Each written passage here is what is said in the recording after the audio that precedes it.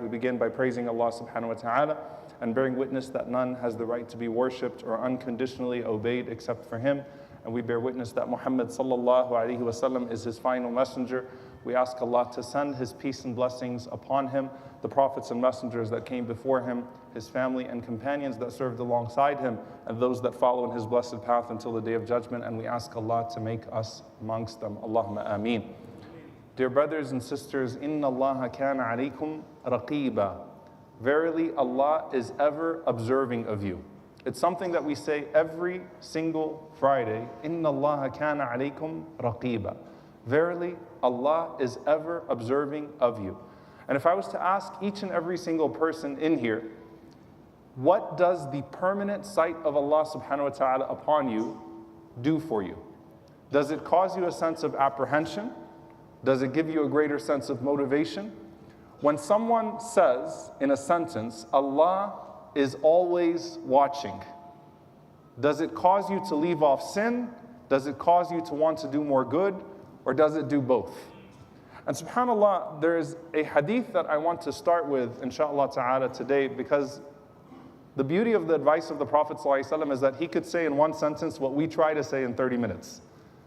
A man went to the Prophet ﷺ by the name of Sahl ibn Yazid al-Azdi. It's an authentic hadith.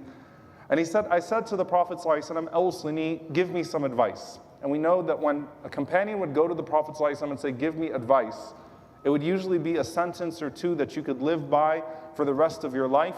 And it was something that especially applied to the person in front of him, but not exclusively to the person in front of him, sallallahu alaihi wasallam. So he said, Awslini. He said, give me some advice. فقال صلى الله عليه وسلم أوصيك أن تستحي من الله عز وجل كما تستحي من الرجل الصالح. أوصيك, I advise you to be shy of Allah the way that you would be shy of a righteous person. I advise you to be shy of Allah the way you would be shy of a righteous person. Now obviously, the idea of being watched in and of itself, if someone is looking at you, there are certain things that you would not be able to do, no matter what the status of that person is. If that person is wicked, if that person is righteous, if that person is someone you care about, even a complete stranger has some bearing on your actions if they're watching you. That's why you don't do certain things in public, right? Because you naturally feel a sense of shame in the sight of complete strangers. But the Prophet ﷺ did not stop there, because we know that evil people can find complete shamelessness in the presence of other shameless people. And even people that are at a low can find themselves no longer caring, especially when those that are looking at them are people of a similar standard. But how do you act when someone who is righteous is around you? You know, I'm not even righteous, and some of you apologize when your ringtone goes off, okay? Or when, you know, I'm listening to something, or no, we have to stop talking in a certain way, and I am who I am, right? And you might see your uncle, or your father, or your mother, or a parent, or someone that you deem to be from the religious class, just from the observable part, and Allah knows our hearts. But immediately, when that person comes into your presence, you automatically feel like you have to watch everything that you say, and you almost feel like you might even have to apologize, right? Oh, I'm not trying to backbite here. Oh, wait, excuse me, I didn't mean to say that way. Because something happens to us in the presence of a righteous person, or someone we think is righteous, because only Allah knows who's righteous and not. But the Prophet ﷺ is saying, be shy of Allah the way you would be shy in the presence of a righteous man, and of course, even more. But the Prophet ﷺ is giving you something to measure yourself by. Now, subhanAllah, if you just took that advice and you started to think about the way that you consider the sight of Allah subhanahu wa ta'ala upon you at all times, the temporary states that we enter into that are to make us hyper aware of Allah subhanahu wa ta'ala are meant to do so that we realize that He is always watching us, whether we're fasting or not, whether we're sinning or doing good deeds, whether we are in complete privacy or completely in front of the public. Allah is always watching us. Hence, the ulama mentioned, the scholars mentioned, there is no greater protection and there is no greater motivation in the life of a believer than connecting themselves deeply to the sight of Allah subhanahu wa ta'ala. Even Jannah and Nar, even paradise and hellfire, have a consequential sense to them. And yes, the Sahaba were motivated by the fear of hellfire. And they were motivated by their desire for Jannah. But the greatest reward in Jannah to them was getting to see Allah subhanahu wa ta'ala. And their greatest fear of the punishment of the fire was being completely disconnected from Allah subhanahu wa ta'ala. It was personal. Because knowing that Allah is watching you at all times allows you to be connected no matter what your state of being is, no matter how incentivized the particular moment is. A man went to Wahib ibn Ward, rahimahullah, one of the Salaf, and he said to him, give me advice. He said, اتق الله أن يكون الله أهون الناظرين إليك. Be mindful of Allah, fear Allah, that Allah become reduced to the lowest of your observers. This is a powerful sentiment because the Prophet ﷺ is saying, consider Allah's sight upon you like the sight of the most righteous person that you know. And consider, in this situation, would you be willing to do things when only Allah is watching you that you wouldn't even do in the presence of a stranger? And taqwa is mindfulness. It's mindfulness that has a certain bearing, but it's mindfulness at the end of the day, to become aware of Allah's sight upon you. So are there things that you would do in the sight of Allah alone that you wouldn't even do in the sight of a stranger? So don't reduce Allah to the lowest of your observers. Al-Hafidh ibn Rajab rahimahullah, he says that some of the pious predecessors used to say, خاف الله على قدر قدرته عليك واستحيي منه على قدر قربه منك. It's a powerful statement in Arabic. I'll do my best to translate it. He said, خاف الله على قدر قدرته عليك. Fear Allah to the extent of the control that He has over you. You fear authority, right? So fear Allah to the extent of the authority that you know that He has over you. وَاسْتَحْيِي مِنْهُ عَلَى قَدْرِ قُرْبِهِ مِنْكَ. And be shy of Him to the extent of His closeness to you. Because you don't just want this to be a relationship of fear. Allah did not create you to only have a relationship of fear in relation to Him. Therefore, it should not just be a relationship of fear to His sight.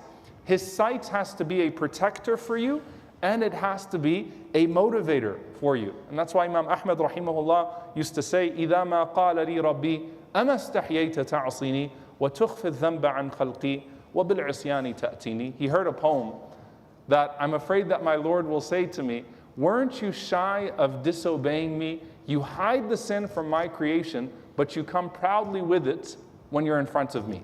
Why would you hide it from the creation and then feel proud of it in front of me? Now granted here, the Prophet ﷺ prohibited us from what? From making public our sins. He prohibited us from boasting about our sins ﷺ.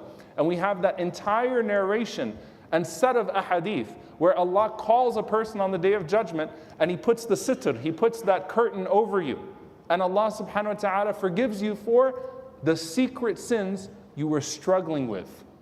The secret sins you were struggling with. Not the ones you became complacent with. Not the ones where you said, okay, alhamdulillah, no one's watching now, I'm okay now. No, the ones that you were struggling with, that you genuinely did not like being a part of your private life and you wanted to get rid of them. Allah subhanahu wa ta'ala will do sitr. Allah azza wa jal will conceal that person who was struggling with something and sought forgiveness for it. But at the same time, how do you turn this into a loving relationship with the sight of Allah subhanahu wa ta'ala? One of the people that the Prophet ﷺ mentioned on the Day of Judgment that is under the throne of Allah is not someone who did something great. You see, you go through the list of these people and their accomplishments, their qualities that yield accomplishments. They're people that did things, starting with the righteous judge, right? The person who was a just ruler, a person who led a nation perhaps, but did it with justice, a person who led at whatever level. And imagine standing right next to that person. The Prophet ﷺ mentioned, رَجُلٌ ذَكَرَ اللَّهَ خَالِيًا فَفَاضَتْ عَيْنَاهُ. A person who remembered Allah in private, and then their eyes welled with tears. that person is developing a different type of relationship with Allah subhanahu wa ta'ala's sight, even when they are in a state of privacy.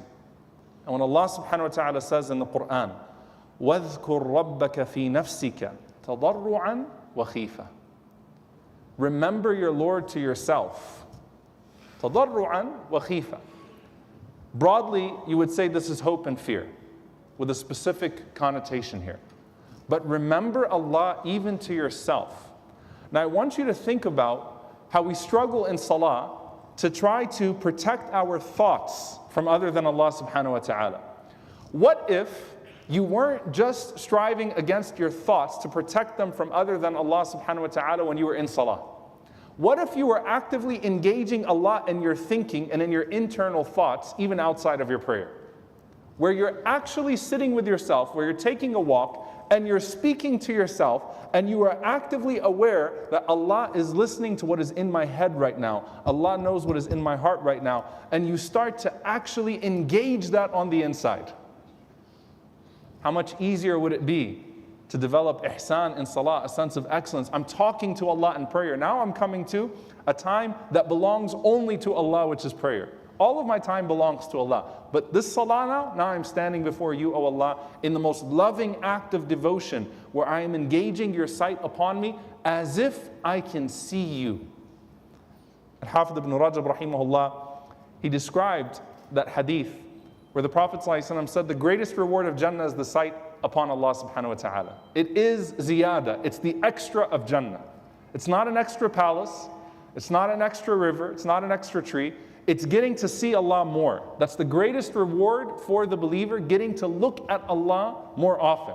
Getting to engage with Allah directly more often while you can see Him. Imagine the person who tastes the sweetness of dua, especially in a desperate moment in this life. Imagine the sweetness of an instant conversation whenever you want it with Allah in Jannah and you're looking at Him. And Ibn Rajab rahimahullah, he said, the reason why this is the reward for the people of ihsan, the people of excellence. لأن الإحسان هو أن يعبد المؤمن ربه في الدنيا على وجه الحضور والمراقبة كأنه يراه بقلبه وينظر إليه في حال عبادته. He said because excellence in this dunya, ihsan, is that a person worships Allah subhanahu wa ta'ala with this complete presence, understanding that he is in the presence of Allah and Allah subhanahu wa ta'ala is in his presence. And it becomes to a point where it's as if he can see Allah with his heart while he's in a state of worship. It's as if he can see Allah with his heart while he's in a state of worship. That's why the salah was the qurratu ayn, was the coolness of the eyes of the Prophet ﷺ. That's why it was sweeter than anything in this world. Because it gets to a point, if you engage that sight to an extent, it's as if you can see Allah subhanahu wa ta'ala with your heart while you're in a state of worship. فَكَانَ جَزَاءُ ذَلِكَ النَّظَرُ إِلَى اللَّهِ عَيَانًا فِي الْآخِرَةِ. And that's why the reward of that is that a person can see Allah subhanahu wa ta'ala directly in the hereafter. And he went on to say, and this is very powerful, he said, and that's why the greatest punishment, إِنَّهُمْ عَنْ رَبِّهِمْ يَوْمَئِذٍ لَمَحْجُوبُونَ. The greatest punishment, may Allah Azza wa Jalla not make us amongst those people, are the people who enter fire, and Allah subhanahu wa ta'ala says they have a hijab between them and Allah subhanahu wa ta'ala. They're disconnected from Allah at that point. And he said, because they put up an imaginary hijab between them and Allah in this world. Therefore Allah subhanahu wa ta'ala seals them off in the next. Allah was watching you the whole time, but you put up something between you and Him. You told yourself, just like if you tell a kid, close your eyes and no one can see you, you told yourself that He's not watching me right now. Therefore, you're not able to see Him then, but that's not the state of the believer. The state of the believer actually develops a relationship with that sight where it motivates them. And I'll end with this. It's a beautiful saying from an Imam Sahl ibn Abdullah al-Tustari rahimahullah. He says that my uncle taught me something every night before I would go to sleep when I was 7 years old. He said to me, listen, I'm going to tell you to say something every night, and I want you to say it until the day that you die, until you go into your grave. He said, say, Allahu Ma'i, Allahu Nadiri, Allahu Shahidi. There are different narrations to this. Allah is with me, Allah subhanahu wa ta'ala witnesses me, Allah sees me. So he said, I'm a 7-year-old, and you're telling someone who's that young, I want you to say this when you're by yourself. When you're alone, when you're going to sleep, Allah sees me right now.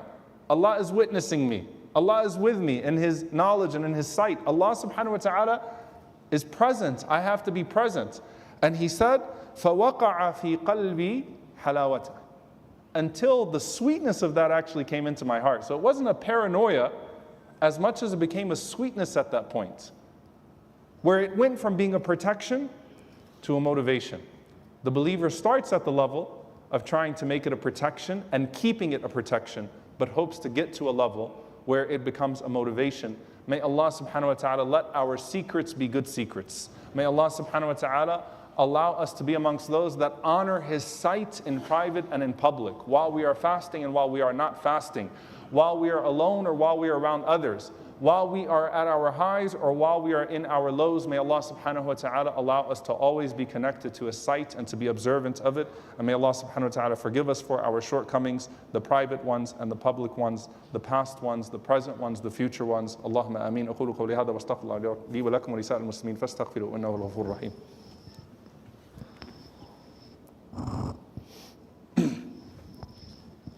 الحمد لله والصلاة والسلام على رسول الله وعلى آله وصحبه ومن والاه. اللهم اغفر للمؤمنين والمؤمنات والمسلمين والمسلمات الأحياء منهم والأموات إنك سميع قريب مجيب الدعوات. اللهم اغفر لنا وارحمنا واعف عنا ولا تعذبنا. ربنا ظلمنا أنفسنا وإن لم تغفر لنا وترحمنا لنكونن من الخاسرين. اللهم إنك عفو تحب العفو فاعف عنا. اللهم اغفر لوالدينا رب ارحمهما كما ربونا صغارا. ربنا هب لنا من أزواجنا وذرياتنا قرة أعين وجعلنا للمتقين إماما. اللهم انصر إخواننا المستضعفين في مشارق الأرض ومغاربها. اللهم أهلك الظالمين بالظالمين وأخرجنا وإخواننا من بينهم سالمين. عباد الله إن الله يأمر بالعدل والإحسان وإيتاء ذي القربى وينهى عن الفحشاء والمنكر والبغي يعظكم لعلكم تذكرون. فاذكروا الله يذكركم واشكروه على نعمائه يزد لكم ولذكر الله أكبر والله يعلم ما تصنعون. وأقم الصلاة.